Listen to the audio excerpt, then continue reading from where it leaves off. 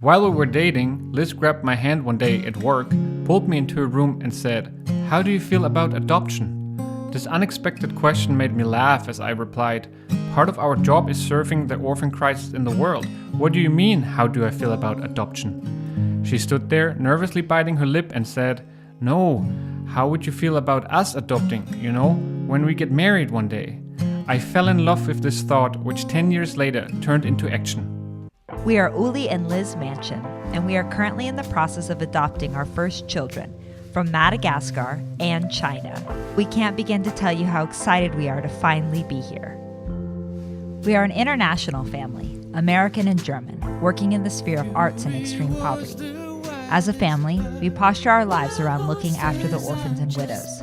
We spent the past decade responding to these needs by setting up projects in places like Ethiopia and India, loving them, accepting them, fighting for them to know that they have been named by God as chosen and wanted. We always wanted to grow our family through adoption. The last years took us on a journey that felt very long and extraordinary, with difficult challenges we as a family had to overcome.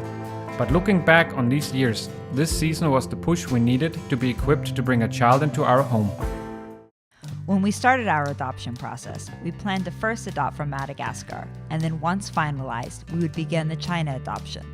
However, as things move forward, the doors open for us to be able to do a parallel adoption. With full hearts, we said yes to adopting from both Madagascar and China at the same time. Right now, we are preparing for this new adventure, and we invite you all to come alongside us. We find ourselves the lucky ones. The chosen ones, the blessed, to be parents to our children who we do not yet know but already love. We can't wait to welcome home The Mannchen babies. Love till we die and me, just you and me. So baby, let's grow up to be all the things they said that we never would be. Oh baby, let's go